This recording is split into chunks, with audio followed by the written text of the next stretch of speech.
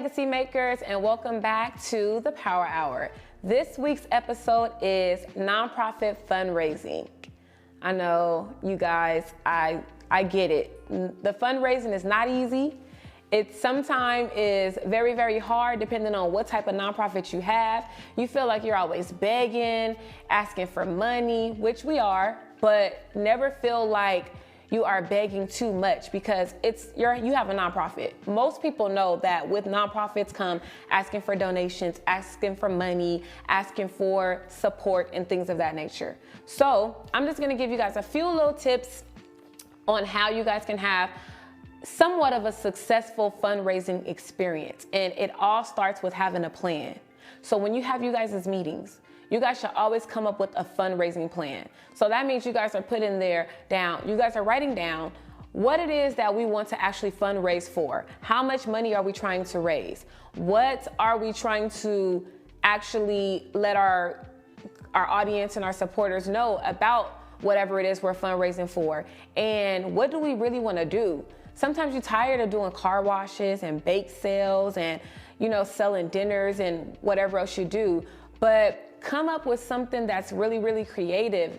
Maybe try to think of something that people haven't done before, or maybe reinvent some wheel. So always come up with a fundraising plan, because without that, it's gonna be a little hard for you guys to be able to actually fundraise.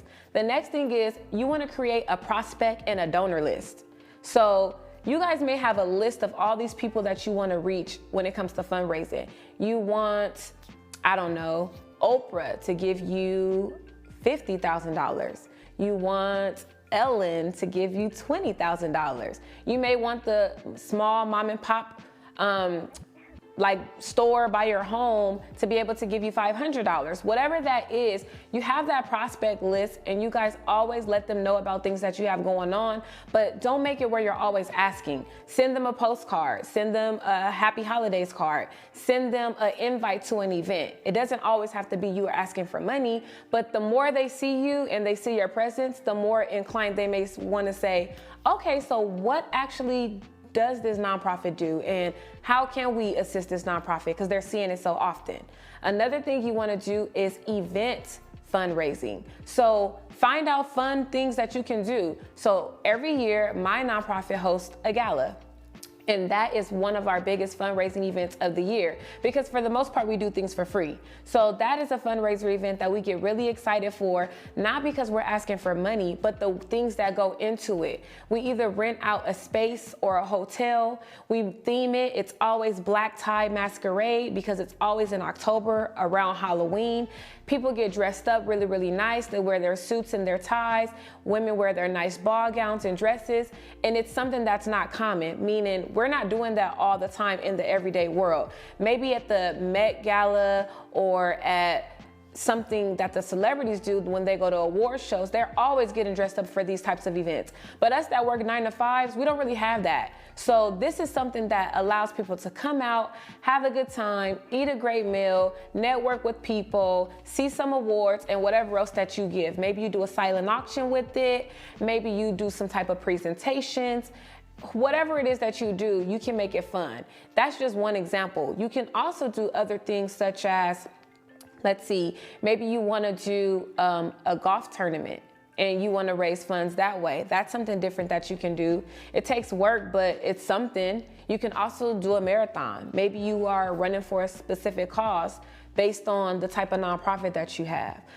All in all, you can make fundraising fun if you want to, and you cannot call it fundraising with a D, fundraising. You can make it fundraising. You can involve the community. You can involve children. You can do all these different things, but without a plan, you're kind of going into it not really knowing what direction you want to go in, not having any goals, and you can't actually see what it is that you want to do when it comes to fundraising. So to recap, make sure when you're doing your fundraising for your nonprofit, you first start out with a plan. Write that down, dissect it, approve on it, and as the years pass, you can see what you need to change to your plan, what you need to take away, and things of that nature. Make sure that you're doing something that's creative and innovative. Make sure that you are also doing something that is event-based, because those type of things when it comes to fundraising is fun. And always make sure you have a prospect list. You can have your top 10 millionaires, your top 20 thousandaires, and your top 40, maybe 5K, five-figure people that you want to donate to you. But all in all, have a list and just send them things about your nonprofit. That way, again, they know who you are, they're constantly seeing it, and one day they will donate. So thank you guys for watching another episode of the Power Hour, and you guys have a great day.